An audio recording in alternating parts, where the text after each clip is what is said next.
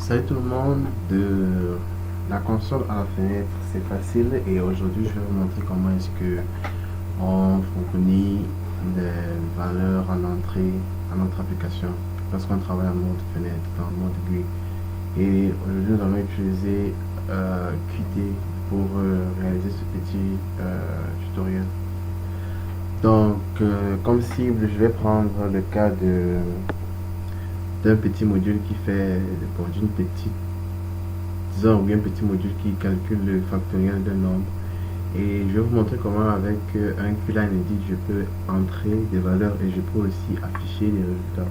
Donc je vais utiliser le même widget pour deux fonctions différentes. Donc tenez-vous prêts et puis voilà, c'est parti. On va appeler ceci fenêtre factoriel bien facto et on va continuer suivant juste la procédure. Voilà, c'est pas vraiment ça n'a rien de compliqué. Bon, une fois ici on part directement sur le designer de l'interface. C'est plus facile avec que de travailler avec désolé, que de travailler avec que de travailler avec les lignes de commande, les lignes de code, pardon. Parce que c'est aussi possible de travailler avec des lignes de code pour faire ce genre d'exercice. Mais bon, comme je pars du principe que je conçois ce podcast pour, je monte pardon ce podcast pour des débutants, on travaille directement ici. Donc je vais utiliser principalement QLine Edit, voilà celui-ci. Donc je mets ça là, comme ça, et puis j'ai deux options qui s'offrent à moi, soit directement dans il est préférable que je monte ces deux options directement, donc je vais ajouter un bouton ici à côté juste pour l'occasion et je vais mettre un autre QLine Edit juste en bas. Donc je vais travailler uniquement avec les QLine Edit aujourd'hui. Donc voilà le deuxième. Donc je fais ceci, je vais d'abord aligner ces deux-ci comme ça sur l'horizontal, ensuite j'aligne le résultat sur la verticale et j'agrandis le tout dans la fenêtre. Maintenant je peux modifier la taille de celui-ci pour qu'il soit un peu plus grand vu que c'est lui qui aura le résultat. Donc je viens chercher ça encore. Voilà, j'ai besoin de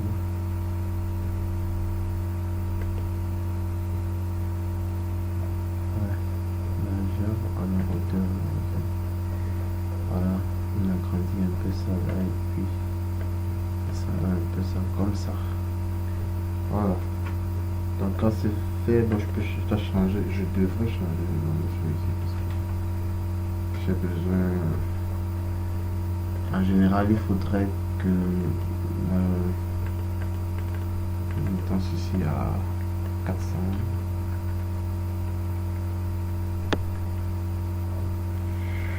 C'est beaucoup, 400.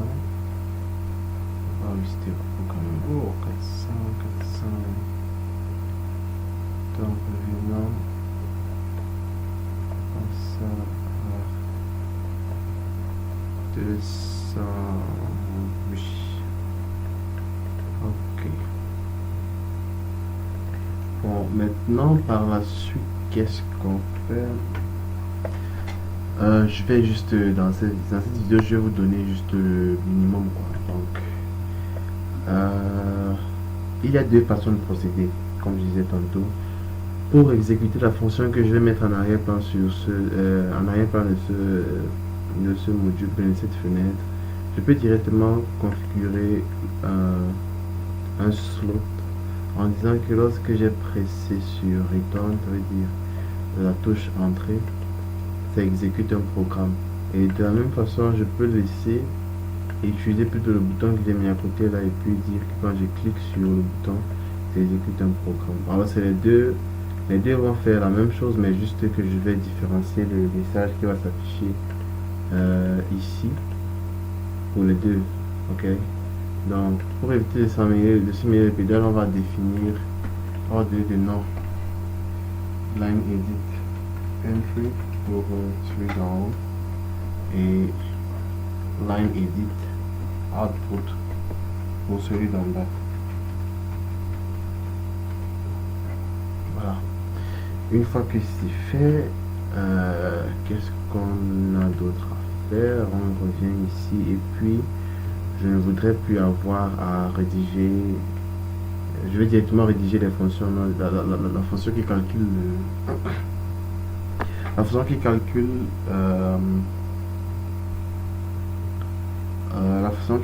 la fonction qui calcule le factoriel. Donc pour ce faire, je dois définir. Bon, je crois que pour calculer le factoriel en général, on a besoin d'un entier. C'est factoriel k est un entier. Et cette valeur, en fait, quand je prends cette valeur dans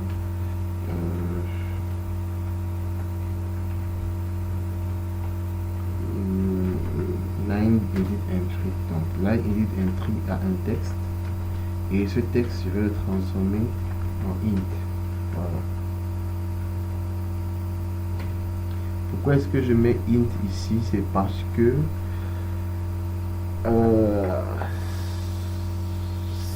en général, lorsque cette conversion s'effectue, vous avez remarqué ici, il y a des paramètres là que je n'ai pas spécifiés. Donc, en fonction de votre version de Qt, en fonction de la version de Qt que vous utilisez, vous pouvez avoir, pour certains, des erreurs de compilation à ce niveau. Maintenant, je mets int ici parce que je voudrais que le résultat qui va sortir d'ici, peu importe sur quel format il est, qu'il soit quand même converti en entier à la fin. Donc, peu importe ce qui va se passer ici. Donc, je pourrais retirer ça et puis ça ne pose pas de problème, mais je vais laisser ça ici comme ça et puis on va continuer. Dans une autre vidéo, vous verrez pourquoi est-ce que j'aime souvent utiliser cette forme ici. Donc je fais ça et puis je vais à la ligne, là j'ai déjà la valeur de k. Alors maintenant on se rappelle que le factoriel c'est aussi un entier, donc je vais avoir besoin d'un int factoral que j'initialise à 1 parce que factoriel c'est un produit, et factoriel de 0 c'est 1. Donc je peux initialiser ça à 1 et si on a bonne mémoire maintenant, en fait le factoriel c'est k fois, donc je vais commencer ici à combien, je pense que je dois commencer à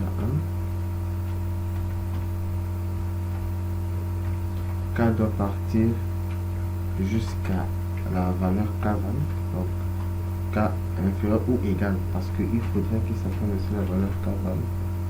Voilà, et k part en 5 longtemps et je dis facto val égal à facto val fois k. Voilà. Donc quand k sera égal à 1, ça va faire 1 fois 1, ça n'a pas de problème. Quand k sera égal à 2, ça fait 1 fois 2. Quand k sera égal à 3, ça fait 1 fois 2 fois 3, ainsi de suite jusqu'à 1 fois 2 fois 3 fois fois n étant la valeur qui est ici. Et en sortie, maintenant j'ai la valeur du factoriel, mais qu'est-ce que je fais? Parce que ici maintenant j'ai besoin d'afficher le résultat. Vous rappelez-vous, pour afficher le résultat, on va utiliser line output et puis à l'intérieur on va set du texte. On va faire un set texte. Et là dans cette texte, qu'est-ce que je fais? Étant donné que j'ai précisé ici qu'il y a deux façons de procéder et je veux que le message soit personnalisé, donc je vais utiliser ici un message, c'est la valeur, la sortie de cette fonction, la sortie de cette fonction f. Je mets les 2 points et ici je mets très intéressant ce que je m'apprête à faire là. Ça c'est la conversion sur Qt d'un entier d'une valeur numérique, en tout cas en une chaîne de caractères. Donc vous utiliser QString de double code number et puis vous entrez la valeur que vous voulez convertir à l'intérieur. Et là maintenant j'ajoute peut-être une petite chaîne de caractères pour dire que Provenant. Voilà. Provenant du voilà. Je prends l'exclamation là pour s'amuser un peu. Et c'est fait. Je vais juste copier ceci et coller dans la deuxième, dans le vide qui est juste en haut là, pour que, parce que c'est censé faire la même chose, mais là je vais mélanger provenant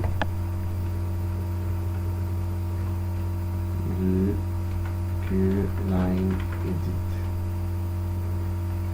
Voilà. Moi j'enregistre ça. Et puis qu'est-ce qu'on va faire? On va vérifier un dernier petit truc. Lorsque je veux utiliser un QLine Edit pour être un écran de sortie, donc une zone de sortie, il est préférable de définir ça en mode lecture seul. Donc vous venez ici, vous définissez ça en mode lecture seul. Une fois que c'est fait, vous sauvegardez et CTRL R pour exécuter et on va tester ce que ça donne en sortie. Donc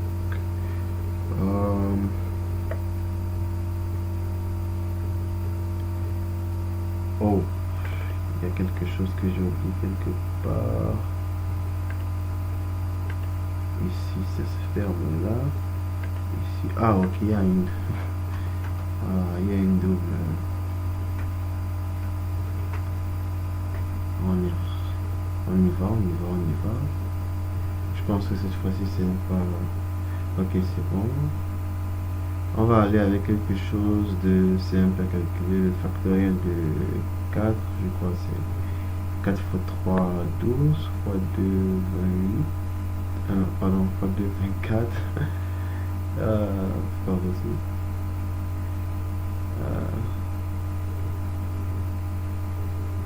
Allons. Ça prend un peu de temps pour la sortie, mais bon, voilà, c'est là. Moi, je vais entrer la valeur 4. Et souvenez-vous, je peux soit faire Shift Entrée, voilà, soit no matching signal. Je run. Bon, si je run, voilà, ça calculer la sortie, machin. Mais pourquoi est-ce que lorsque je fais, donc il y a un petit souci. Ah, très important. Vous rappelez au départ, regardez le nom de la fonction disons du slot, c'est online edit. Ça veut dire que ça va rechercher la variable, disons l'objet, si le widget identifié par ce nom dans la liste de mes widgets de l'interface, ça va pas trouver. C'est pourquoi ça ne prend pas. Parce que celui-ci, j'ai modifié son nom maintenant, c'est là edit entry. Donc je dois normalement redéfinir maintenant le temps reste. Voilà, et copier tout ce qui est ici à l'intérieur pour aller avec là-bas. Je pouvais directement modifier le nom là, mais là aussi il y a un problème de version parce que en général certains raccourcis sont propres à des versions de l'environnement de programmation, parce que c'est au fil du temps qu'on se rend compte peut-être des raccourcis qu'on peut ajouter, et puis voilà. Donc on va encore essayer cette fois-ci.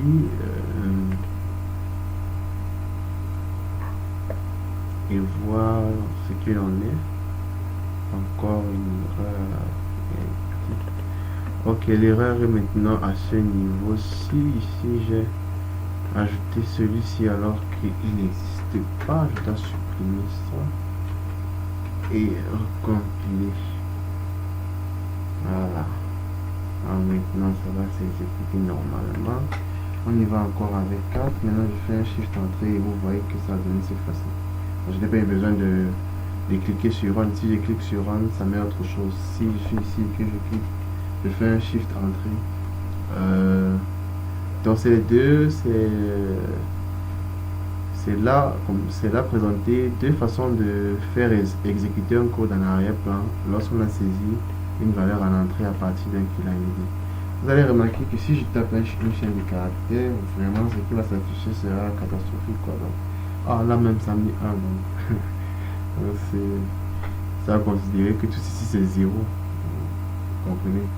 Maintenant si je tape une valeur réelle, par exemple 23, je vais parler de quelque chose là.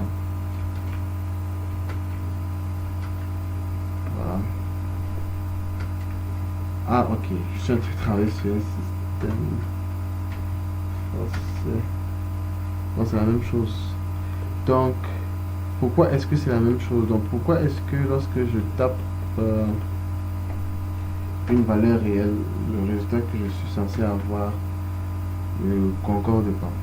Tout simplement parce que euh, j'ai imposé à l'application de travailler avec des valeurs entières. Donc, c'est pourquoi je vous ai dit que le int qui est au départ là, il est très important. Lorsque vous voulez, ça c'est, je force l'utilisateur à entrer une valeur entière. C'est-à-dire que s'il entre une valeur entière, le code ne s'exécute pas normalement. Donc, en général, quand j'utilise le programme, je dois mettre un contrôleur juste après là. Si à la sortie, ce n'est pas une valeur entière, je dois dire, bon, je vais dire, si à la sortie, le résultat n'est pas cohérent, je dois dire à l'utilisateur qu'il a un problème avec la valeur qu'il a entrée. Donc voici brièvement comment est-ce que vous pouvez manipuler le, comment est-ce que vous pouvez manipuler QLine Edit pour avoir des fonctions d'entrée et sortie en même temps. Donc, parce que ici je peux faire une entrée comme ça et je peux faire une sortie comme ici. Alors je vous dis à très bientôt pour une autre petite vidéo sur une autre fonctionnalité décupée en mode fenêtre. À très bientôt.